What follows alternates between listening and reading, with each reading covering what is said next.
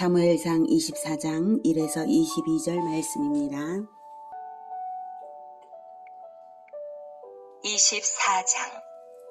사울이 블레셋 사람을 쫓다가 돌아오매 어떤 사람이 그에게 말하여 이르되 보소서, 다윗이 엔게디 광야에 있더이다. 하니 사울이 온 이스라엘에서 택한 사람 3,000명을 거느리고 다윗과 그의 사람들을 찾으러 들염소 바위로 갈새 길가 양의 우리에 이른즉 굴이 있는지라. 사울이 뒤를 보러 들어가니라. 다윗과 그의 사람들이 그 굴 깊은 곳에 있더니. 사랑하는 형제 여러분, 3월 29일 화요일 새벽 묵상에 오신 것을 환영합니다. 하나님을 중심에 둔 사람 다윗을 인본주의자 사울이 아무리 죽이려고 쫓아다녀도 하나님께서 계속 보호하고 계십니다. 다윗은 도망자이면서도 하나님 명령에 순종하여서 그일라 주민들을 블레셋으로부터 구원했어요. 그일라가 여기에 있죠. 헤레스 풀에서 그일라로 가서 구원하고 그리고 십광야로 이제 도피했는데요. 십광야에 갔을 때는 요나단이 찾아와서 위로를 주죠. 네가 왕이 될 것을 내 아버지 사울도 안다. 요나단이 그랬죠. 십광야에서 떠나 마온 황무지에 있을 때에는 사울이 이스라엘 전 병력을 이끌고 포위 작전으로 왔기에 다윗이 위기에 처해 있었지만 하나님은 때마침 블레셋의 공격을 당하게 하셔서 사울 군대는 물러갑니다. 다윗은 이어서 엔게디 사해 옆에 있는 엔게디 요새로 옮겼습니다. 이번에도 다시 밀고자가 있어서 사울이 추격하는데요. 지난번에 전 병력을 이끌고 오니까 블레셋의 공격에 대응할 수가 없었던 것을 생각하고 사울은 이번에는 군인 3,000명을 선발해서 엔게디 요새의 들염소 바위로 갔습니다. 여기가 엔게디 요새 사진이고요. 전 병력이 포위하는 것도 무섭지만 정예부대 3,000명이 추격하는 것도 무서운 일입니다. 그런데 다윗에게 절호의 기회가 왔어요. 사울이 뒤를 보러 들어가니라.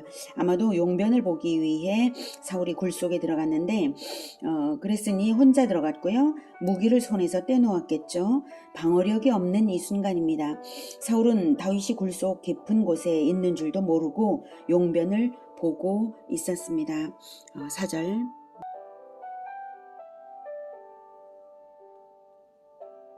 다윗의 사람들이 이르되 보소서, 여호와께서 당신에게 이르시기를 내가 원수를 내 손에 넘기리니 내 생각이 좋은 대로 그에게 행하라 하시더니 이것이 그날이니이다.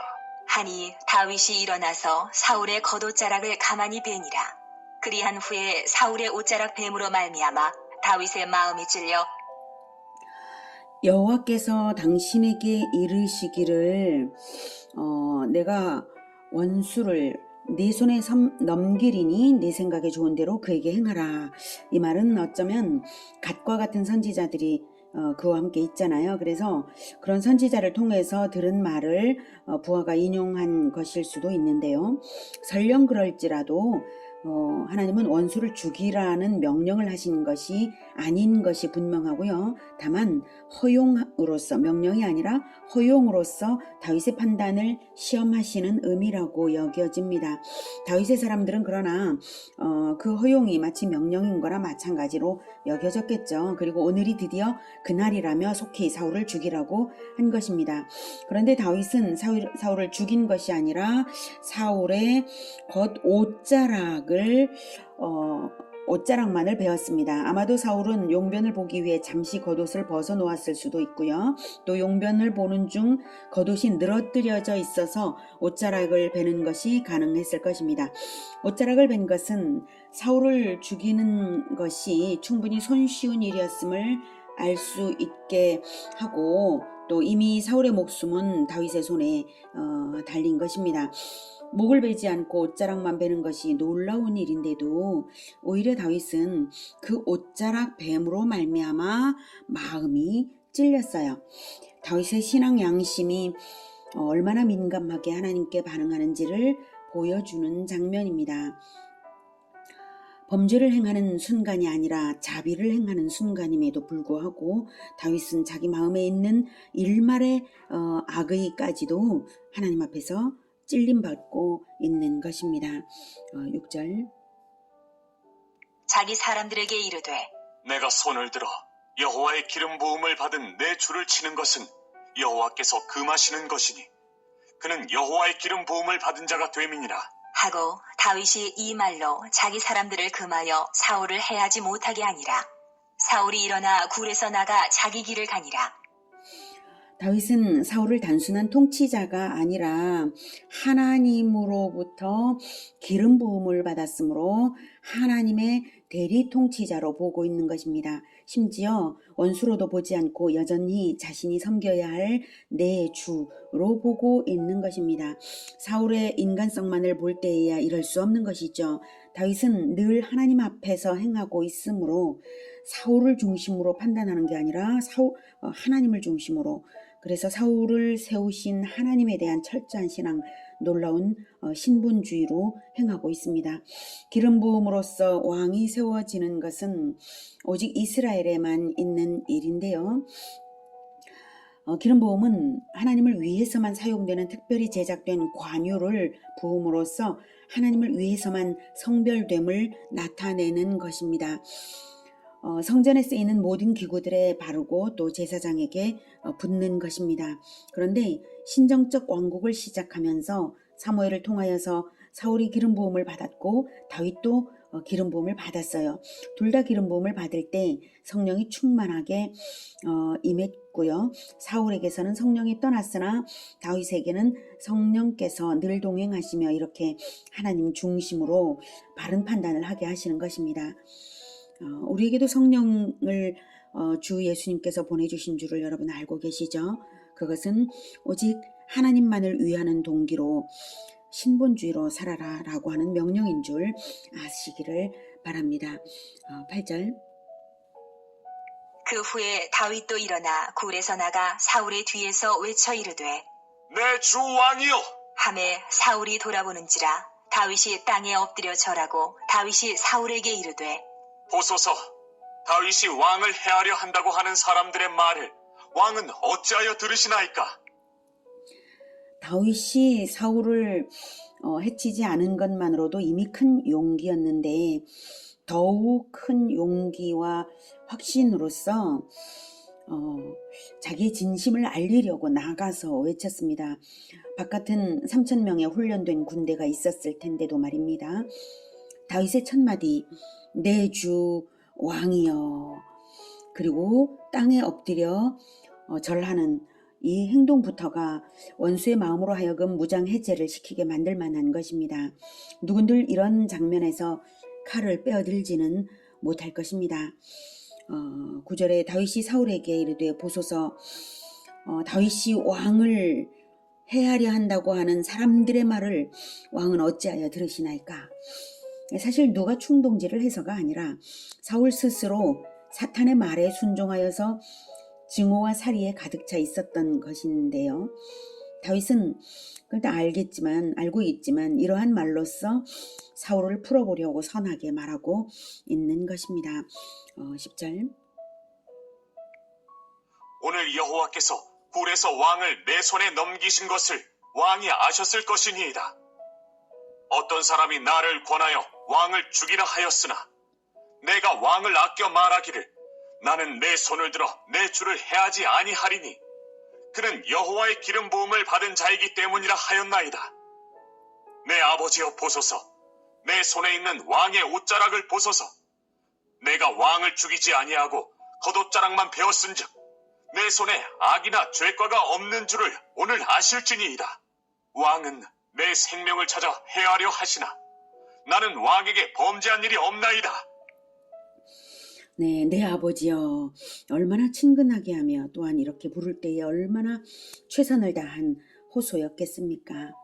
진정한 간절함으로 마음을 움직이게 하는 말입니다. 내 손에 있는 왕의 옷자락을 보소서. 이것도 왕의 목숨이 내 손 안에 있소이다가 아니라 나는 왕에게 범죄한 일이 없나이다라는 진정성을 내보이는 말일 뿐입니다. 정말이지 진정성이 빛나는 순간입니다. 그러나 그렇다고 해서 사울이 정당하다는 것은 결코 아니고 하나님의 징계가 없다는 것도 결코 아닙니다. 12절. 여호와께서는 나와 왕 사이를 판단하사 여호와께서 나를 위하여 왕에게 보복하시려니와 내 손으로는 왕을 해하지 않겠나이다. 옛 속담에 말하기를 악은 악인에게서 난다 하였으니 내 손이 왕을 해하지 아니하리이다. 이스라엘 왕이 누구를 따라 나왔으며 누구의 뒤를 쫓나이까? 죽은 개나 벼룩을 쫓음이니이다. 그런즉 여호와께서 재판장이 되어 나와 왕 사이에 심판하사 나의 사정을 살펴 억울함을 풀어주시고 나를 왕의 손에서 건지시기를 원하나이다. 하니라. 하나님의 심판이 반드시 있다는 것입니다. 그러니 나는 왕을 해야 하는 일을 하지 않겠다는 것입니다. 우리가 이것을 기억해야 합니다. 반드시 심판이 있으므로 내 손을 들어서 인본주의로서 행해서는 주권자 하나님의 심판날에 내 명분을 잃는 행위라는 것입니다. 하나님의 심판에 맡기지 않았다는 것은 곧 인본주의고, 인본주의란 자기가 스스로 왕좌에 앉은 것입니다. 하나님의 보좌에 자기가 앉은 것이 바로 인본주의입니다. 우리가 이것을 분명히 알아야 합니다. 에덴에서의 실패는 신본주의를 버리고 인본주의로 행함으로써 벌어진 일입니다. 우리의 영적 전쟁은 신본주의냐 인본주의냐의 대립이고요. 이 영적 전쟁에서 이기는 것이 진정 영원한 승리인 것입니다. 역사는 오직 신본주의가 이긴다는 것을 증명하는 과정입니다. 16절. 다윗이 사울에게 이같이 말하기를 마침에 사울이 이르되 내 아들 다윗아, 이것이 내 목소리냐? 하고 소리를 높여 울며 다윗에게 이르되 나는 너를 학대하되 너는 나를 선대하니 너는 나보다 의롭도다. 내가 나 선대한 것을 오늘 나타냈나니 여호와께서 나를 내 손에 넘기셨으나 내가 나를 죽이지 아니하였도다. 사람이 그의 원수를 만나면 그를 평안히 가게 하겠느냐? 내가 오늘 내게 행한 일로 말미암아 여호와께서 내게 선으로 갚으시기를 원하노라. 다윗의 호소는 사울을 일시적으로나마 회개하게 했습니다. 후에 다시 다윗을 추격하는 행동을 한 것을 볼 때 이 감정은 물론 일시적입니다. 그리고 온전한 회개는 되지 못합니다. 사울이 진정 회개했다면 나는 너를 학대하되 너는 나를 선대하니 너는 나보다 의롭도다가 아니라 너는 의롭고 나는 악하도다라고 했어야 하는 것이죠. 자기에게 의로운 게 어디 조금이라도 있나요? 온전하지는 못했을지라도 사울 자신은 결코 생각지도 못할 그런 신앙과 성실함과 당당함과 자비로움 앞에서 사울은 감동이 되어서 무장해제된 것이 여기서는 중요합니다. 내 아들 다윗아라고 부르면서 여호와께서 16절에서 내 아들 다윗아라고 불렀죠. 네, 여호와께서 19절 여호와께서 내게 선으로 갚으시기를 원하노라라고 축복도 하고 말이죠. 자, 20절 보라, 나는 내가 반드시 왕이 될 것을 알고 이스라엘 나라가 내 손에 견고히 설 것을 아노니 그런즉 너는 내 후손을 끊지 아니하며 내 아버지의 집에서 내 이름을 멸하지 아니할 것을 이제 여호와의 이름으로 내게 맹세하라. 하니라. 다윗이 사울에게 맹세하매 사울은 집으로 돌아가고 다윗과 그의 사람들은 요새로 올라가니라. 네, 보라, 나는 내가 반드시 왕이 될 것을 알고 이스라엘 나라가 내 손에 견고히 설 것을 아노니. 사울 자신의 입으로 놀라운 말을 하네요.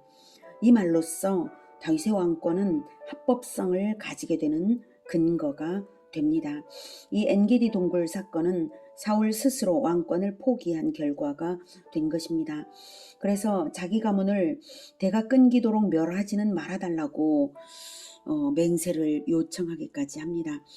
왕조가 바뀔 때마다 통상 전 왕조의 후손들 씨도 남기지 않고 아기까지 멸절하는 것인데요.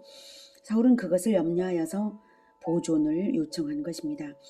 이렇게 해서 맹세도 하고 화해가 이루어졌지만 각기 방향을 달리 향한 것은 사울의 호의가 일시적인 것일 뿐이고, 또한 사울이 걸핏하면 악신이 들려서 종잡을 수 없었던 사람이었기에 아직은 마음을 놓을 수 있는 때가 아니었기 때문입니다. 오늘은 진정 하나님만 높이고 하나님께 자기를 완전히 의탁하는 신본주의가 어떻게 사람을 감동시키고 승리하게 하는지를 보았습니다. 우리는 주권자가 아니며 주권자의 심판을 늘 염두에 두고 살아야 하는 인간임을 기억해야 합니다.